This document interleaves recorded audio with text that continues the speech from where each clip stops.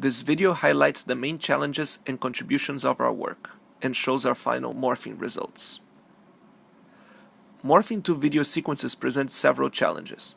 Oftentimes the two videos are not temporally synchronized, as is the case of the two overlaid input videos shown on the left. One of our contributions is to synchronize the videos temporally to produce the intermediate result shown on the right. Naively applying image morphing to all the matching frame pairs after temporal synchronization may yield visual popping artifacts. To ensure that the mapping between the two videos is temporally coherent over time, we employ a temporal coherence term in our optimization energy function. Finally, it is important to allow the user to properly specify matching correspondences between features of the two input videos. A naive approach would require specifying many correspondences on all frames, as shown by the red dots on the left. Our technique leverages structural similarity to reduce the number of specified correspondences, and we use optical flow to propagate them across frames where appropriate. The yellow dots on the right are automatically propagated by our approach. Please refer to the paper for additional details. In generating the mapping, we use a halfway parameterization. The idea is to define a vector field V over a 3D domain that is intermediate between the two videos. Thus, the intermediate video is parameterized by a single continuous function. Our algorithm consists of two major steps. The first step temporally synchronizes the videos, and the second step performs the spatial alignment of the features in order to produce the final morph sequence. The first stage temporally advects pixels in the two input videos to synchronize their motions. The 3D optimization considers both the user correspondences and a smoothness term based on template splines. Note that spatial positions of the pixels do not change, and different pixels within the same frame may be temporally advected to different frames in the synchronized video. Please refer to the paper for details on the optimization. Here's an example of the temporal synchronization. Pixels belonging to the objects on the top are brought into correspondence without affecting the already synchronized objects on the bottom. In the second and final stage, our approach spatially aligns the features of the videos.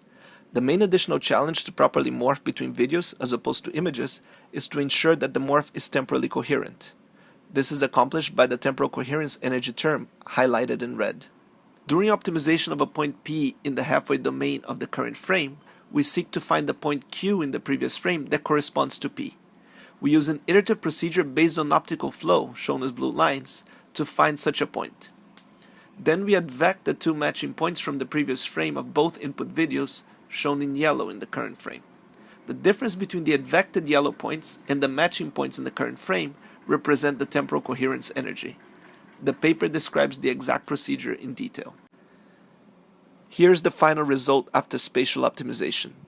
The example on the left does not include a temporal coherence term and thus results in popping artifacts due to the lack of temporal smoothness in the solution. Next, we present a demonstration of our user interface. The system has 4 panes. The 2 panes at the top show the 2 input videos. The pane at the bottom left shows the halfway image, and the one at the bottom right, the current result. We now show the entire process sped up by a factor of 3. In the first stage, we temporally synchronize the 2 videos. This is accomplished by seeking to the frames where we want certain features to match, and clicking on the desired correspondence points. Note that the correspondences are advected by optical flow, and the user can further adjust their locations using the mouse cursor when the propagation does not provide the desired result. During this process, the system is continuously running the temporal synchronization on the background and providing the current results in the bottom right. Once the user is satisfied with the result, it is time to move to stage 2. During the spatial optimization stage, the user can add and adjust additional control points in order to bring all of the desired features into alignment. Note that all correspondence points used in stage 1 are carried over to the synchronized videos and used as a starting point for stage 2. Once satisfied with the preliminary result on the bottom right, the user can simply wait for the full optimization to be carried out all the way to the finest level. Finally, the user can verify that the morph is appropriate and no further changes to the correspondences are required. The entire process for this video took just under 5 minutes.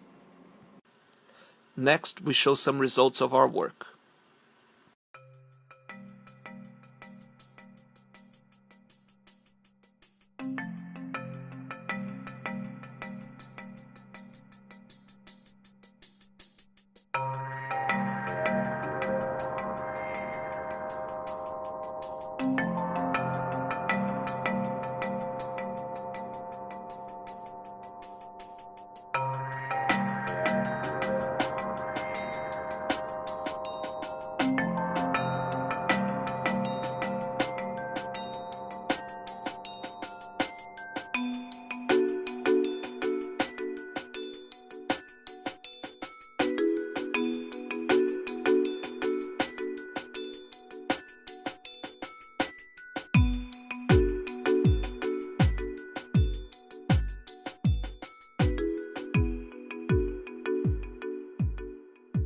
For the next few examples, we'll also show the results of the temporal synchronization stage.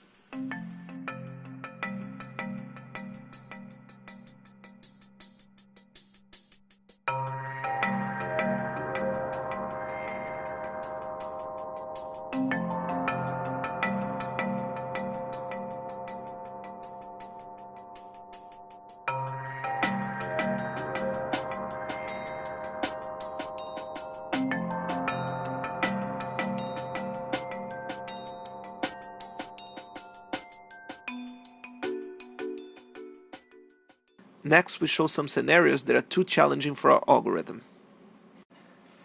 If there are significant topological differences between the videos, a continuous mapping is not achievable. In the top example, the arm extends beyond the body of the subject, unlike in the bottom example. This makes it impossible to generate a continuous mapping between the two videos without blending the background of the top example with the foreground of the bottom example. In this example, the first stage can successfully synchronize the two weightlifters. However, due to the significant shift in the background, the resulting spatially optimized morph has undesirable distortions. This can only be addressed by masking the background prior to performing the morph. Finally, we conclude with some additional results.